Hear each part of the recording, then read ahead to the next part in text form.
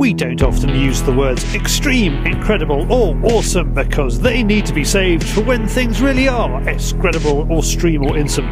Well, today is that day. Hidden somewhere in this maize crop is 23 times world champion shooter George Digweed. Ah, there he is, perched on the corner of the standing crop flanked by 2 pigeon magnets. And that's it. Not a single decoy to be seen. He's not waiting for them to come to him. He's taking his pellet party pack to them. Oh, that's a good one. Get on, get on. There's a bit of a wood in front and a belt of trees here. And I've set up right on the corner of the standing maze, hoping that the pigeons are going to come up the wood and follow the belt out. It's more flight line shooting than decoying. And because it's flight line shooting, it's good practice for this time of year for shooting a few pheasants. There's one coming up through here now, let's hope that comes. But it's very still, so the pigeons aren't really following a pattern. So it'll be an interesting morning, early afternoon shooting. I don't think it'll be particularly easy, but then we don't want it particularly easy. That's how the day is shaping up. So, what has George got in store for us? Well, there is some crow abuse. Andy, who? Shot placement. You're looking at that area there, forward. New shell analysis. And I would feel totally confident using them anywhere. And club digweed. I think that people can see the benefit from it. Let's start with crow banter, and George thinks that Andy can only shoot pigeons 15 feet in front of the hide, producing pillowcases, especially when the slow-mo chromo is on. That's what you think about Andy, isn't it, George? Who? Oh, crow. I shouldn't bother to get the slow-mo feather cam going, as I doubt you'll be able to see any feathers come out of the pigeons that we're shooting here.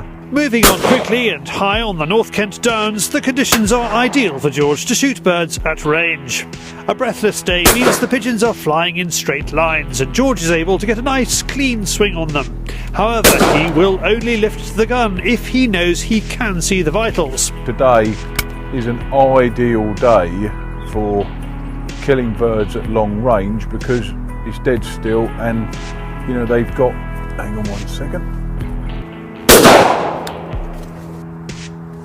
Now that pigeon was about, the top of that ash tree is about 85 yards. So you'll kill a pigeon or any game bird further if you can see the vital organs.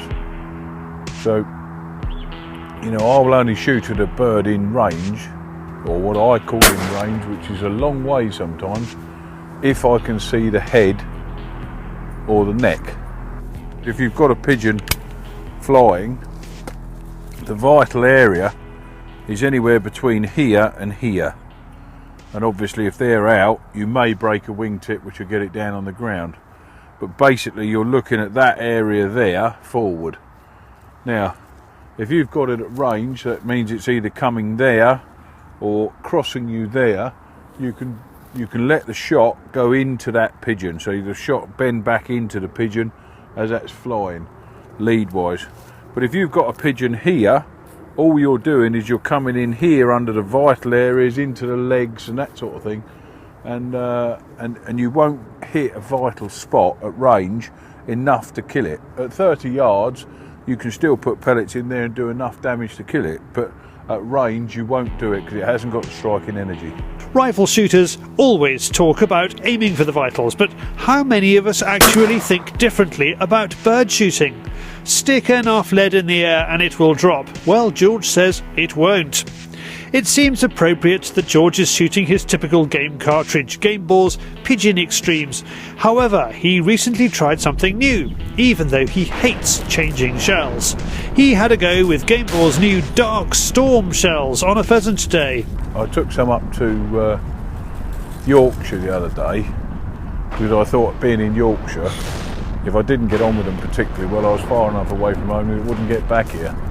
And I have to say that I was more than pleasantly surprised at how well the wall wads worked. I was shooting 32 gram 5s, and not only did they clear all the prick stuff up, and there was some quite good crossers there at good range. That gave me the confidence to go on, and then later on in the day we had very good birds presented to us. I shot them very well.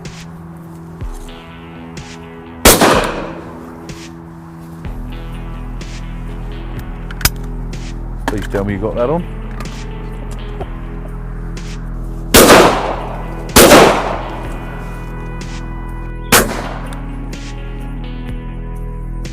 So Darkstorm is the Formula E of cartridges, bringing green speed to the shooting field.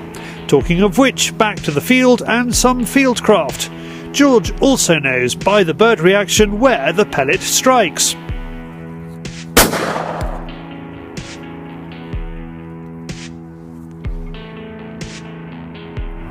As you can see, that pigeon was hitting the eye.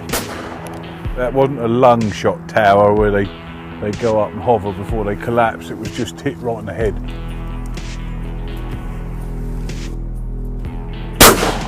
Oh, there's that pigeon that we just shot, as if to prove a point, right in the eye. Yet again, long pigeon, vital spot. George's two labs look absolutely shattered, picking birds up from all corners of Kent. At this time of year they are working every day, and they do seem to have lost a bit of speed.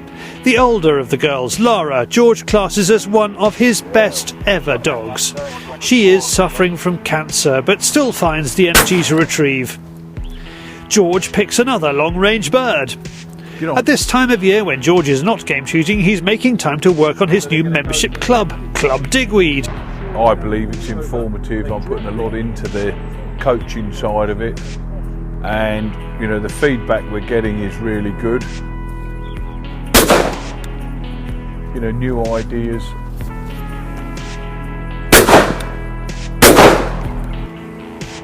Get on. We've had a few issues with the cameraman. He's a bit dodgy. But after a bit of coaching from me, we've managed to get through a few things. And eventually he started to listen. Unfortunately, they have their own ideas and agendas, and it's very difficult to sort of try and get people back on board, but we've managed it. That was a nice one. But I'm pleased with the uptake so far, and I think that people can see the benefit from it. After a quiet morning, the birds start moving at midday, and it dries up by 2:30 p.m. Halfway through the shooting, George starts facing the other way to intercept them coming along the tree line. You can just see the top of the maze just starting to move, and for some reason the pigeons are now turning and coming back this way. So I've turned round and I'm shooting them on the flight line coming down the belt. There's one coming down the belt here now that should come all the way. Oh, shot underneath him. Killed his mate and shot underneath that one. Oh, what a second barrel.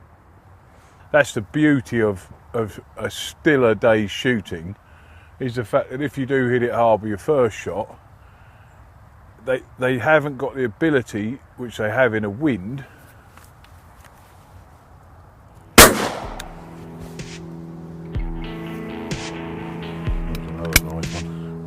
they haven't got the ability that they have in a wind of changing direction quick enough. So consequently, I was able to get on the line of that pigeon dropping to be able to kill it. Here, come on. Nelly. Now. Come on. It's been a world-class display of shooting flighting pigeons at range.